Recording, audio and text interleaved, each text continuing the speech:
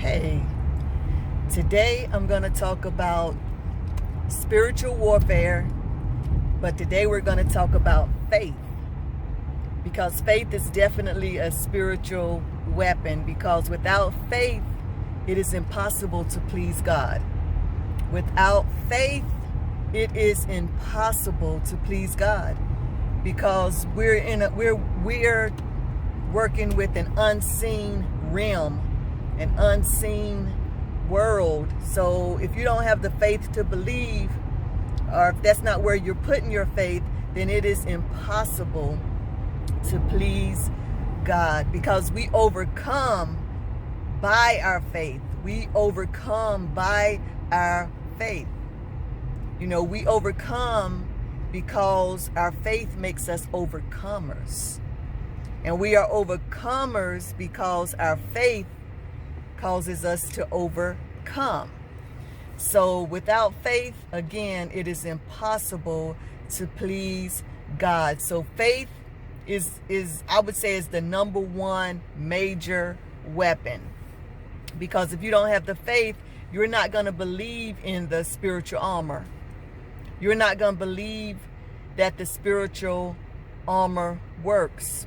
You're not going to believe in the helmet of salvation and the breastplate of righteousness. You're not going to believe that whenever you wield the word of God, that's the sword of the Spirit and the shield of faith, that you may quench the fiery darts of the wicked. And there is that faith again, because without faith, you don't believe. You're not believing in what's going on. And I would equate faith to like a child's imagination, even a grown person's imagination.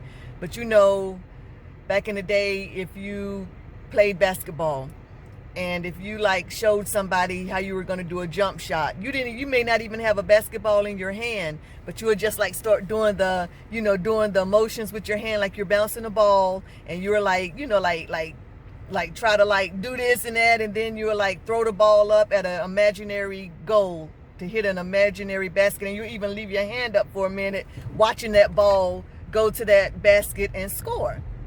And then the person that you're talking to and stuff, they're in your imagination too, because they're saying, man, yeah, we're gonna do this thing. But yeah, so faith can be equated to that same scenario, because whenever you say, I bind up the spirit of depression. If you say, I bind up the spirit of anxiety, I bind up perversion, then you have to have the faith that your words are going to perform what you are putting your words forth to do. And that takes faith.